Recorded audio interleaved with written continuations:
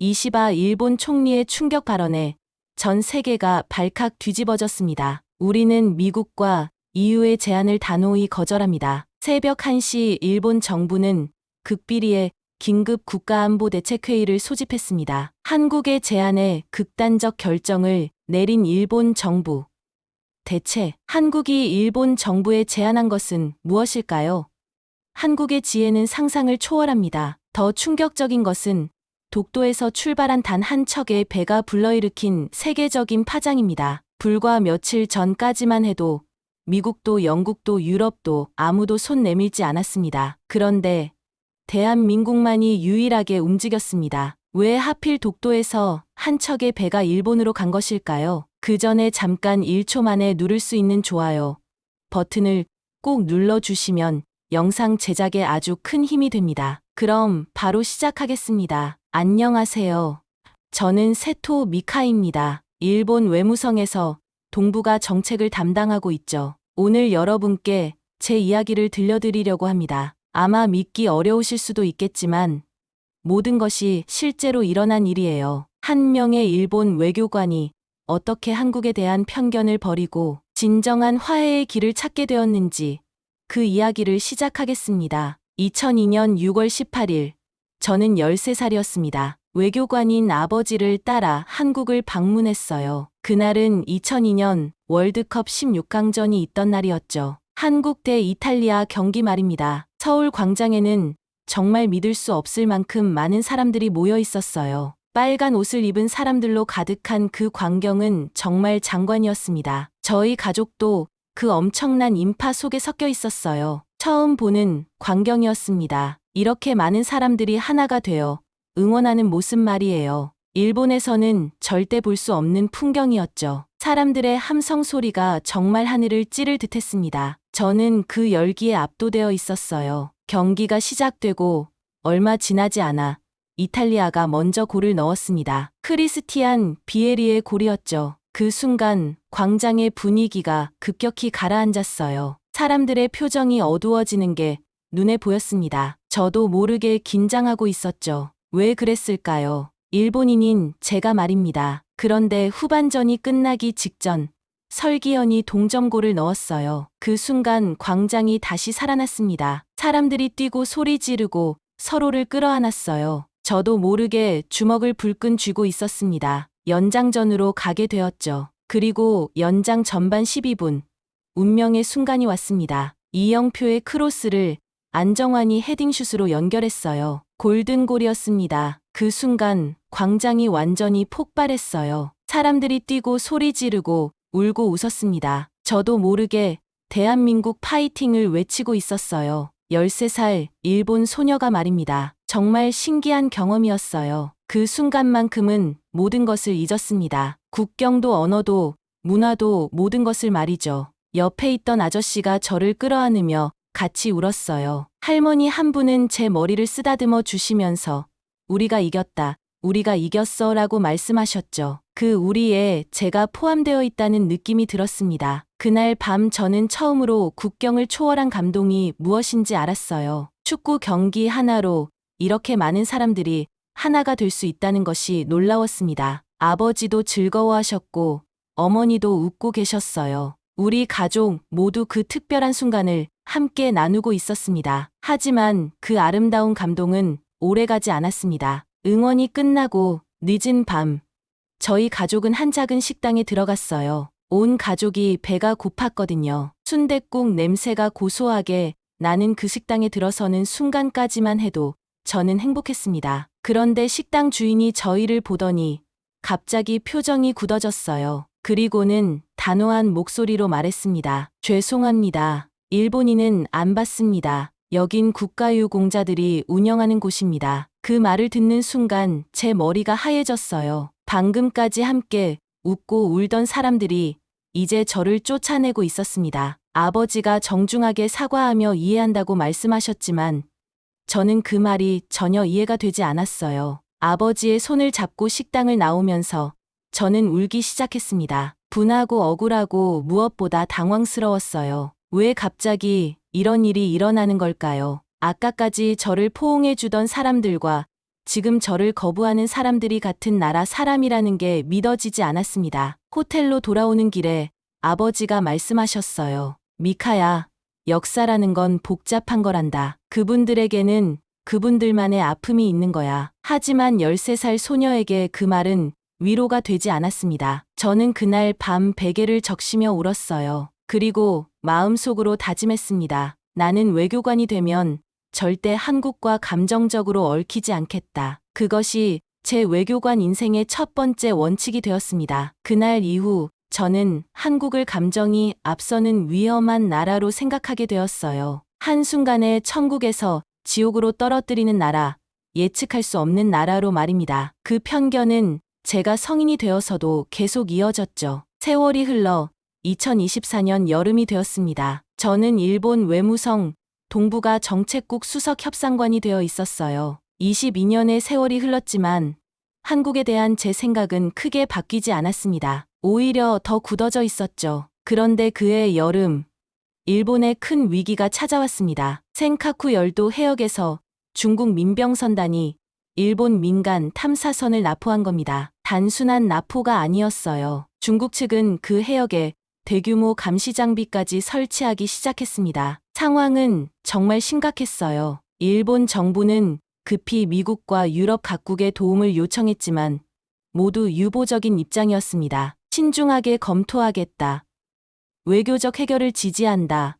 이런 원론적인 답변만 돌아왔죠. 자위대도 군사적 개입은 너무 부담이 크다고 판단했습니다. 총리실에서는 긴급하게 해양 위기 대응 태스크포스를 발족했어요. 그리고 저를 총괄 외교관으로 임명했습니다. 22년간 쌓아온 제 경력을 인정받은 순간이었죠. 첫 회의가 열렸을 때 상황은 정말 절망적이었습니다. 억류된 일본인들의 생명이 위험하다는 보고가 계속 들어왔어요. 그런데 도움을 요청할 수 있는 나라는 거의 없었습니다. 그때 누군가 한국에 도움을 요청해보자고 제안했어요. 저는 즉시 반대했습니다. 한국은 언론용 보여주기만 할 겁니다. 그리고 과거 일본에게 당한 식민지, 역사에 대한 피해의식 때문에 도와줄 리가 없어요. 저는 확신했습니다. 한국은 절대 일본을 도와주지 않을 거라고 말이에요. 22년 전 그 상처가 아직도 생생했거든요. 한국은 믿을 수 없는 나라,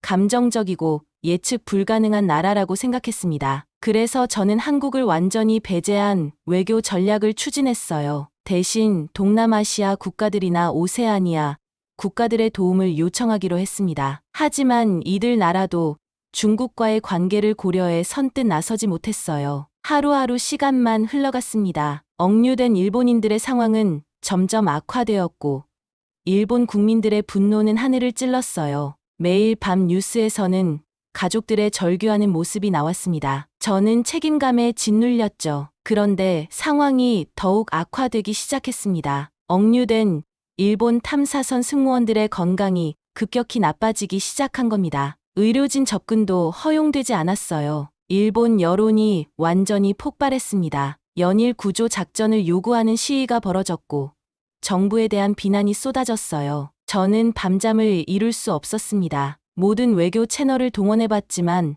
별다른 성과가 없었어요. 정말 막막했습니다. 이때 죽어가는 사람들을 구할 수 있는 방법이 있을까요? 그런데 바로 그때 정말 예상치 못한 일이 일어났습니다. 한국 외교부가 조용히 제안을 해온 겁니다. 비공식 경로를 통해서 말이에요. 처음에는 귀를 의심했습니다. 2006년 일본이 한국에 기증한 해양 관측선을 한화 시스템에서 다목적 무인 복합 선박으로 개조했습니다. 실전 배치가 가능하며 이번 구조 작전에 투입할 수 있습니다. 한국이 일본인을 구하겠다고요?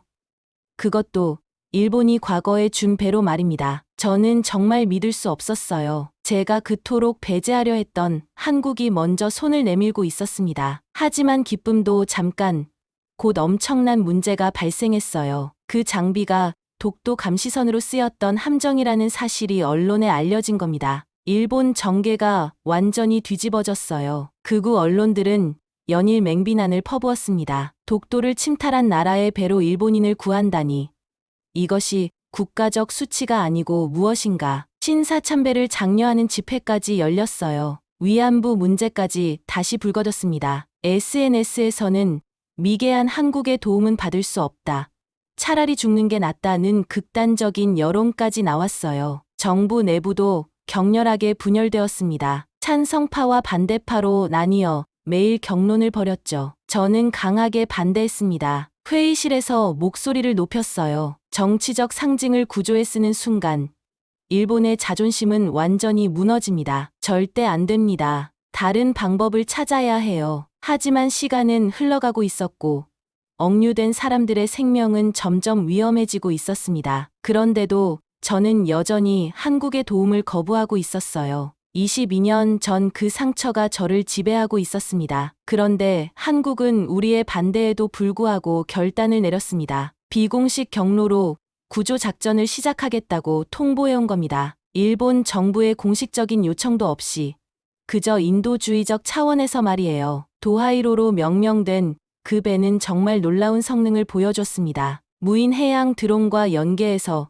중국 감시 장비의 사각지대를 정확히 파악했어요. 최첨단 스텔스 기술로 중국 측의 레이더에 포착되지 않았습니다. 블록체인 기술을 활용한 보안 시스템은 정말 철통 같았어요. 중국이 해킹을 시도했지만 완전히 차단되었습니다. 저는 한국의 기술력이 이 정도인 줄 몰랐어요. 정말 세계 최고 수준이었습니다. 그리고 마침내 기적 같은 일이 벌어졌습니다. 무력 충돌 없이 일본 탐사선을 성공적으로 구조한 겁니다. 중국 측은 작전 자체를 인지하지도 못했어요. 완벽한 작전이었습니다. 한국은 구조 후에 조용히 물러났어요. 어떤 대가도 요구하지 않았고 어떤 정치적 메시지도 보내지 않았습니다. 그저 사람의 생명을 구했을 뿐이었죠. CNN, NHK, BBC 모두 긴급 속보를 냈습니다. 한국, 과거 일본이 기증한 장비로 일본인을 구조하다. 전 세계가 이 놀라운 소식에 주목했어요. 그런데 구조된 선원 명단을 확인하던 중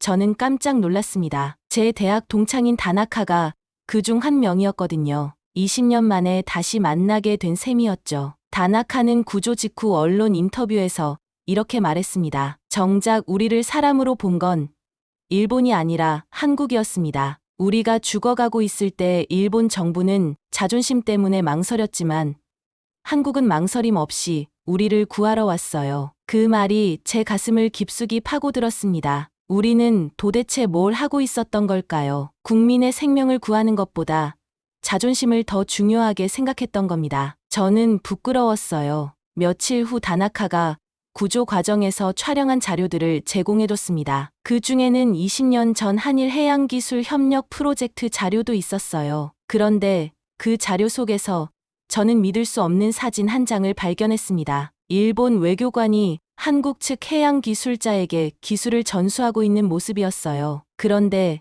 그 일본 외교관이 다름 아닌 제 아버지였습니다. 젊은 시절의 아버지가 한국 기술자들과 함께 웃고 있는 모습이었죠. 자료를 더 살펴보니 아버지가 참여했던 프로젝트가 독도 해양 감시선 개발 협력이었다는 사실을 알게 되었어요. 제가 그토록 거부했던 그 배가 실은 아버지가 함께 만든 것이었습니다. 그 순간 저는 완전히 무너졌습니다. 제가 그토록 부정했던 한국, 아버지가 함께 걸었던 그 길 위에 오늘 제가 다시 서 있었던 겁니다. 22년 동안 제가 얼마나 어리석었는지 깨달았어요. 사무실에 혼자 앉아서 한참을 울었습니다. 22년 전 그 13살 소녀처럼 말이에요. 하지만 이번에는 분해서가 아니라 부끄러워서 우는 것이었습니다. 제가 얼마나 편견에 사로잡혀 있었는지, 얼마나 다친 마음으로 살아왔는지 깨달았죠. 아버지라면 어떻게 하셨을까요? 분명 한국의 도움을 고맙게 받아들이셨을 겁니다. 그리고 이것을 계기로 더 나은 관계를 만들어가려 하셨을 거예요. 저는 아버지의 뜻과 정반대로 살아왔던 겁니다. 그날 밤 집에 돌아가서 어머니께 물어봤어요. 어머니, 아버지는 정말 한일 관계를 어떻게 생각하셨나요? 어머니는 오랫동안 침묵하시다가 말씀하셨습니다. 아버지는 늘 말씀하셨단다. 과거의 아픔을 인정하되 미래의 희망을 포기하지는 말자고. 그리고 진정한 외교는 마음과 마음을 잇는 것이라고 하셨어. 그 말을 들으니 더욱 부끄러웠어요. 저는 아버지의 가르침을 완전히 잊고 살아왔던 겁니다. 다음 날 도쿄 기자회견장에 섰습니다. 수많은 언론인들이 저를 바라보고 있었어요. 카메라 플래시가 터지고 마이크가 제 앞에 놓여 있었습니다. 제 말 한마디 한마디가 두 나라의 관계를 바꿀 수 있는 역사적인 순간이었죠. 저는 깊이 숨을 들이쉬고 단호하게 입을 열었습니다. 예. 그 배는 독도에서 출발했습니다. 하지만 그 배는 오늘 국경이 아니라 생명을 향해 나아갔습니다. 기자석이 순간 조용해졌어요. 저는 더욱 확신을 가지고 말을 이어갔습니다. 이건 외교가 아닙니다. 은혜입니다. 정치적 계산이 아니라 인간의 마음입니다. 그 순간 기자회견장은 완전한 정적에 휩싸였습니다. 아무도 말하지 않았어요. 제 심장이 크게 뛰고 있었습니다. 하지만 곧 변화가 시작되었어요. 기자회견이 끝나고 몇 시간 후부터 SNS에는 새로운 반응들이 올라오기 시작했습니다. 고맙다 한국. 일본 외교의 품격이라는 해시태그가 확산되었어요. 특히 구조된 승무원들의 가족들이 먼저 나섰습니다. 한국이 우리 가족을 살려줬다.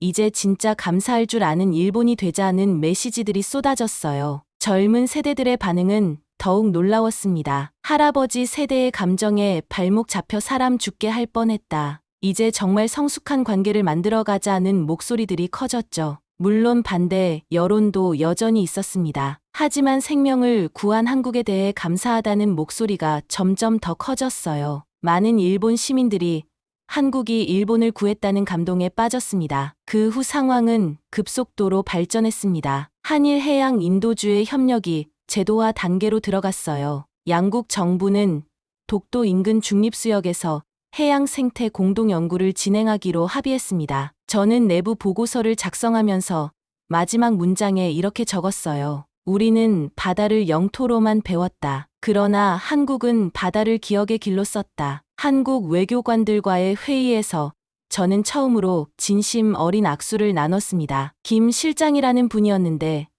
저와 나이가 비슷해 보였어요. 이제 저도 감정의 외교를 믿어볼 겁니다. 제가 속삭이자 김 실장이 웃으며 답했습니다. 감정을 배제하는 것이 아니라 감정을 승화시키는 것.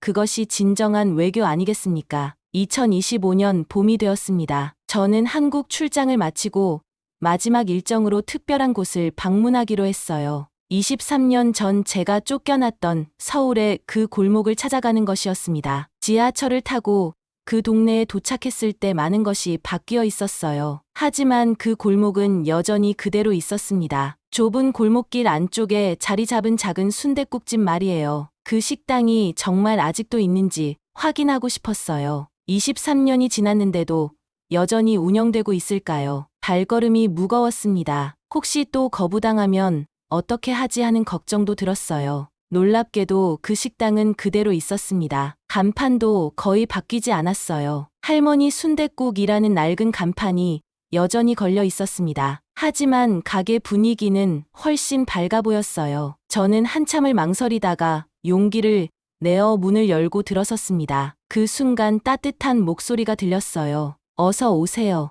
젊은 남자의 환한 목소리였습니다. 30대 초반쯤 되어 보이는 청년이 밝은 미소를 지으며 저를 맞았어요. 순댓국이 보글보글 끓는 향기로운 그곳에서 그는 자리를 안내하며 정겨운 목소리로 말했습니다. 여기 제 할아버지께서 운영하시던 식당인데 지금은 제가 가업을 이어받고 있어요. 국가유공자셨던 분이죠. 독립운동하셨고 일제강점기 때 고문당하시고 강제노역까지 하셨다고 하더라고요. 저는 조용히 고개를 숙였습니다. 23년 전 저를 내쫓았던 그분의 손자였던 거예요. 세월이 이렇게 흘렀구나 싶었습니다. 젊은이는 물을 따라주며 말을 이었습니다. 할머니께선 일본인에 대해서는 말도 꺼내지 못하게 하셨어요. 할아버지가 당한 일들 때문에 너무 힘들어 하셨거든요. 그런데 저도 커서 알았죠. 진짜 독립운동가라면 역사는 기억하되 사람은 미워하지 않는다는 거요. 제 눈에 눈물이 맺히기 시작했습니다.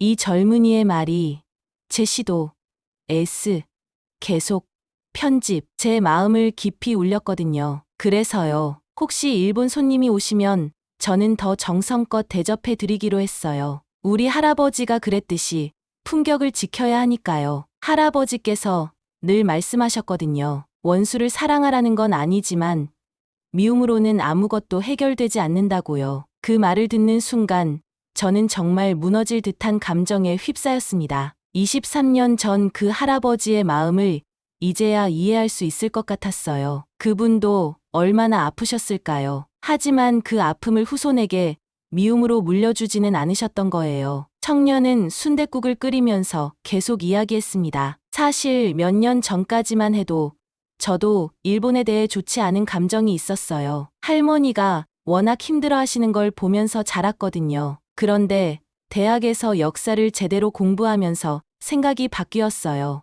어떻게 바뀌셨어요? 제가 조심스럽게 물어보자 청년이 웃으며 답했습니다. 진짜 용기 있는 사람은 미워하는 사람이 아니라 용서하는 사람이라는 걸 깨달았어요. 할아버지가 정말 위대한 분이셨다면 그 위대함을 미움이 아니라 사랑으로 보여드려야 한다고 생각했거든요. 저는 더 이상 참을 수 없어서 고개를 푹 숙였습니다. 눈물이 뚝뚝 떨어졌어요. 이 젊은이가 말하는 사랑이 무엇인지 이제야 알겠더라고요. 손님, 괜찮으세요? 청년이 걱정스럽게 물어봤습니다. 저는 고개를 들어 그를 바라봤어요. 23년 전에 제가 여기 온 적이 있어요. 그때 할아버지께서 저희를 받아주시지 않으셨거든요. 저는 일본인이에요. 청년의 표정이 잠시 굳어졌습니다. 하지만 곧 따뜻한 미소를 지으며 말했어요. 그랬군요. 할아버지께서 얼마나 힘드셨을지 짐작이 가요. 하지만 지금은 다릅니다.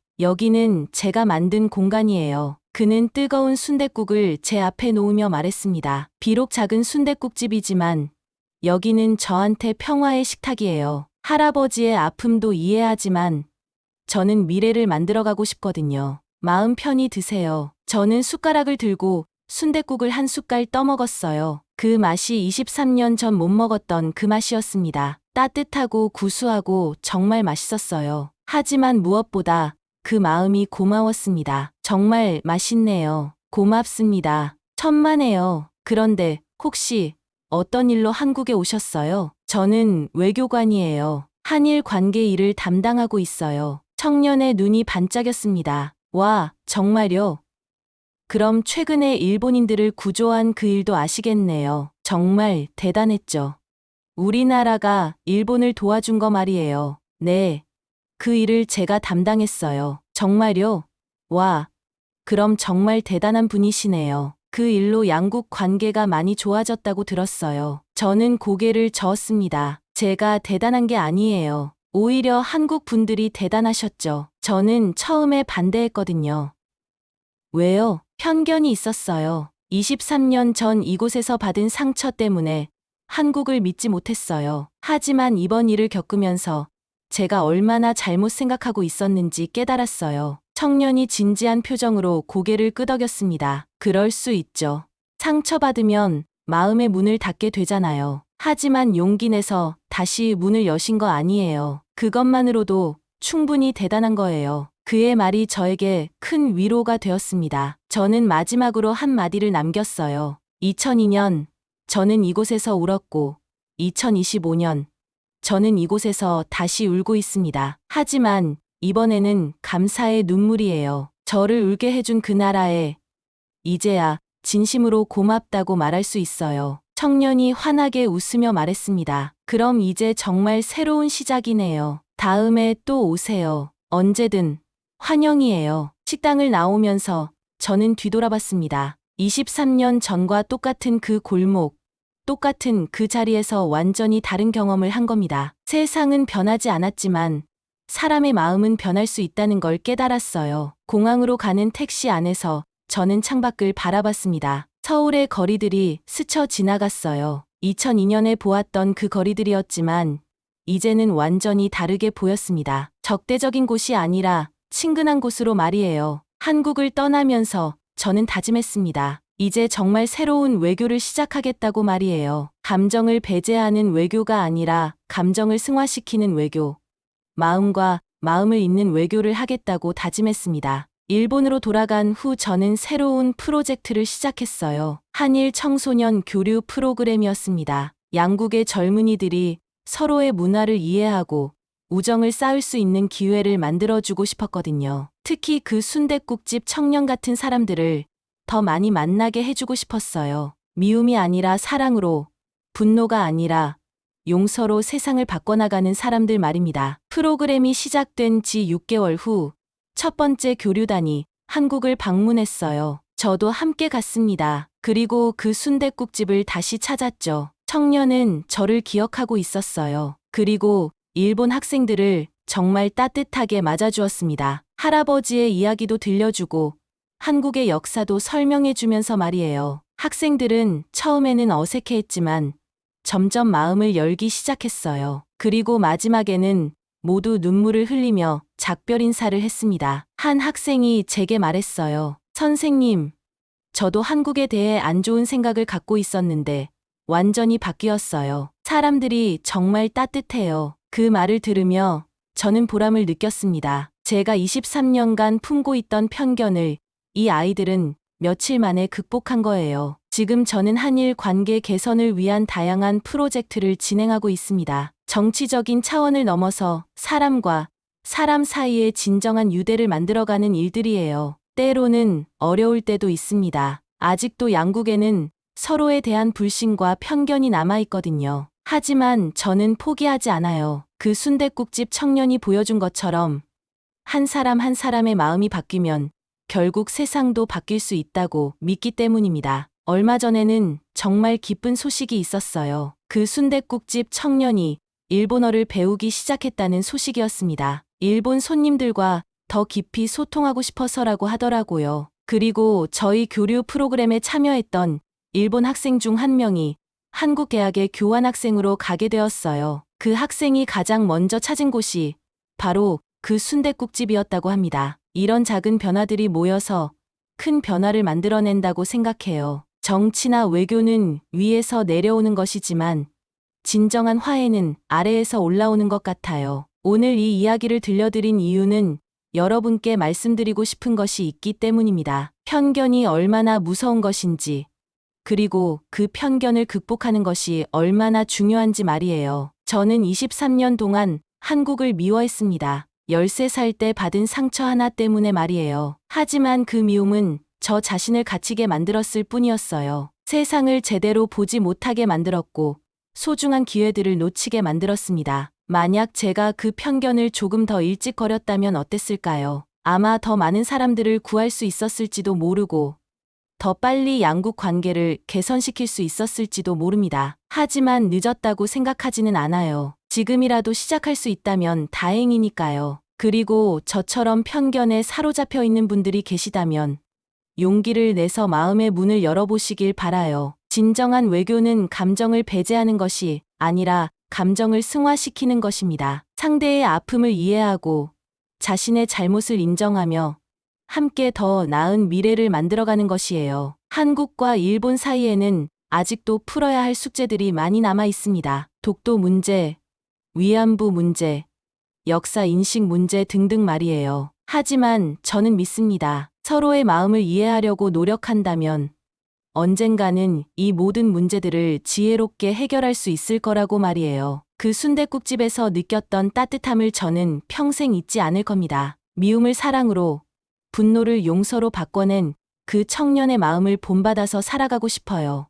앞으로도 저는 두 나라 사이의 다리가 되기 위해 노력하겠습니다. 정치적인 계산이 아니라 인간적인 진심으로, 국가의 이익이 아니라 사람의 생명을 최우선으로 생각하는 외교를 해나가겠어요. 그리고 언젠가는 한국과 일본이 진정한 친구가 되는 날이 올 거라고 믿습니다. 서로의 아픔을 어루만져주고 서로의 꿈을 응원해주는 그런 관계가 되기를 바라요. 마지막으로 한 가지만 더 말씀드리고 싶습니다. 여러분도 혹시 어떤 나라나 민족에 대해 편견을 갖고 계시다면 한 번 더 생각해 보세요. 그 편견이 정말 옳은 것인지 아니면 제가 그랬던 것처럼 잘못된 선입견에 사로잡힌 것은 아닌지 말이에요. 세상에는 나쁜 민족도 나쁜 나라도 없습니다. 다만 서로를 이해하지 못해서 생기는 오해와 갈등이 있을 뿐이에요. 그 오해를 풀고 갈등을 해결하는 것이 바로 우리 모두의 역할이라고 생각합니다. 2002년 그날 서울에서 저는 울었습니다. 하지만 2025년 오늘, 저는 여러분께 이렇게 말할 수 있어요. 저를 울게 해준 그 나라가 이제는 저를 웃게 해주는 나라가 되었다고 말이에요. 감사합니다. 오늘의 사연은 여기까지입니다. 오늘도 우리 구독자님들의 가정에 따뜻한 행복이 가득하시길 진심으로 바라겠습니다. 긴 영상 끝까지 시청해 주셔서 정말 감사합니다. 내일 더 좋은 이야기로 찾아뵙겠습니다.